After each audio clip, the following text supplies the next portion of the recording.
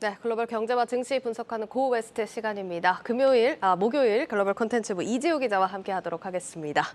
네, 이 기자 어서 오세요. 네. 오늘 오랜만에 이렇게 앉아서 진행을 하는 것 같은데 오늘 키워드 바로 좀 보겠습니다. 네. 오늘 키워드 시원한 음료주네요. 네, 맞습니다. 미국 연방준비제도의 긴축 공포감이 좀 여전한 가운데 뉴욕 증시 하락세 계속해서 짙어지고 있는 모습입니다. 먼저 키워드를 보기 전에 월가에서는 앞으로의 증시 어떻게 전망하고 있을지 전문가 의견을 들어보시죠. I do think it will swing and remain volatile, both with the CPI number tomorrow, which I think is going to still be strong. We might get a positive read in any given month, the next couple of quarters, but I think it's still going to be an issue for a while. 네, 여전히 높은 인플레이션과 이에 따른 연준의 긴축, 그리고 이어지는 경기 침체의 공포가 월가를 짓누르고 있는데요. 일각에서는 본격적인 약세장에 들어갔다는 분석도 나오는데 이런 상황에서도 선방 중인 게 시원한 음료주죠. 오늘 이 얘기를 해드리려고 합니다. 시장은 좀 아쉽지만 키워드가 간만에 좀 상큼합니다. 음료주라고 하면 어떤 종목 말하는 걸까요? 네, 일단 이 모건 스탠리는 지난 7월에 음료 산업을 두고 변동성이 큰 시장에서 보루로 여겨지는 업종이라고 분석을 한 바 있는데요. 네. 음료주가 대체로 불황 국면에 강하다는 건데 하지만 음료주라고 해도 다 같은 음료주가 아닙니다. 일례로 스타벅스의 경우는 올 들어서 주가가 25% 넘게 빠졌거든요. 예. 음료주 중에서도 키워드처럼 시원한 탄산 음료를 꼽을 수가 있겠습니다. 탄산음료. 탄산음료 시장이 지금 얼마나 큰 상황입니까? 탄산음료 좋아하십니까? 예, 좋아합니다. 네, 저도 굉장히 좋아하는데 네. 시장조사 업체 그랜드뷰 리서치의 자료를 보니까요. 세계 탄산음료 시장이 지난해 4,500억 달러, 그러니까 약 580조 규모였습니다. 연평균 5%가량 성장해서 2028년에는 약 810조까지 커질 것으로 예상이 되는데요.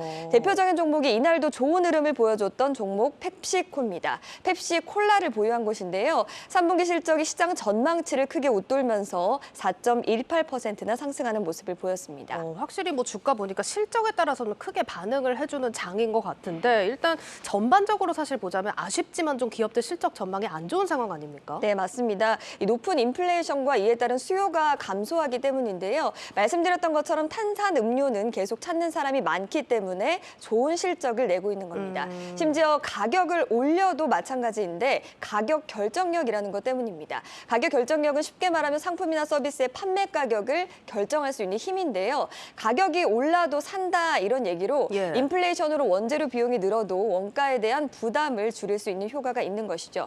실제로 월스트리트 저널은 펩시코의 호실적이 제품 가격을 평균 17% 올렸기 때문이라고 분석을 했고요. 휴 존스턴 펩시코 CFO는 스트레스가 많은 시기에 간단한 간식이나 음료수는 적정한 사치품이 될 수 있다면서 우리의 소비자는 여전히 건재한 것으로 보고 있다고 자신하기도 했습니다. 사실 펩시콜라도 유명하지만 콜라 하면 코카콜라 아니겠습니까? 네, 맞습니다. 코카콜라는 특히나 워런 버핏이 사랑하는 주식으로 그쵸. 굉장히 유명하죠. 1980년대부터 지금까지 줄곧 주식을 사 모으는 것으로 알려졌는데 죽을 때까지 코카콜라 주식을 팔 생각이 없다라고 밝힐 정도입니다. 실제로 코카콜라는 1970년대부터 2022년 현재까지 50여 년간 9,620% 수익률을 올렸는데요. 역시 펩시콜라와 마찬가지로 코카콜라 가격 경쟁력을 갖고 있습니다. 2분기에 제품 가격을 5%가량 올렸지만 판매량은 지난해 같은 기간보다 9% 늘었고요. 예. 여기 연간 매출 증가율 가이던스도 기존 7에서 8%에서 12에서 13%로 높여 잡았습니다. 네, 요즘 시장이 워낙 기술이나 인프라 이런 쪽에 관심이 가 있다 보니까 몰랐는데 조용히 또 강하게 성장을 크게 하고 있었네요. 네, 맞습니다. 그 1년간 최근 주가 흐름을 좀 살펴봐도요. S&P 500 지수가 18.03% 떨어질 때 코카콜라는 1.66%, 또 펩시코는 7.22% 상승할 정도로 주가가 흔들리는 모습을 보이지 않았습니다. 변동성이 큰 시기에 안정적으로 배당금을 지급하는 점도 투자에 있어서 매력적인 요인으로 꼽히는데요. 미국에서 배당금을 50년 이상 인상한 기업을 배당왕이라고 하는데 44곳 정도가 있다고 합니다. 코카콜라와 펩시코는 각각 60년, 50년 동안 배당금을 꾸준히 늘린 배당왕으로 배당 수익률은 코카콜라가 3.19%, 펩시코가 2.72% 수준입니다. 여기에 공격적으로 인수합병에 나서는 등 성장 동력을 발굴하고 있는 상황인데요. 펩시코는 지난 8월 스포츠 음료업체인 셀시우스의 지분을 5억 5천만 달러에 사들였습니다. 그렇군요. 이게 펀더멘털이나 뭐 시기적이나 매력적으로 좀 들리긴 하는데 월가에서 분석은 좀 어떻게 나오고 있습니까? 네, 그래서 월가 투자 의견을 좀 종합적으로 살펴봤는데요. 최근 3개월간 코카콜라를 담당하는 15명의 애널리스트 가운데 12명이 매수를 추천하고 있었고요. 목표 주가는 최대 76달러로 예상을 했습니다. 펩시코 역시도 9명의 애널리스트 가운데 6명이 매수를 권했고 많게는 198달러까지 상승 여력이 있는 것으로 봤습니다.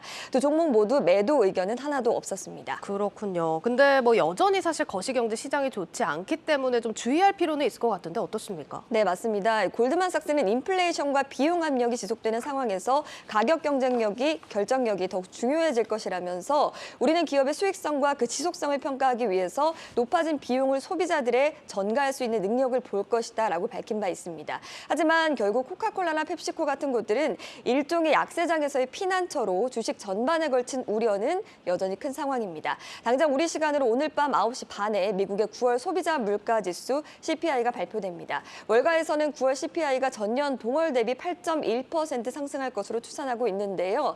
여전히 높은 수치인 만큼 연준의 긴축 리스크 계속 염두하셔야겠습니다. 네, 잘 들었습니다. 고웨스트 이지호 기자와 함께했습니다.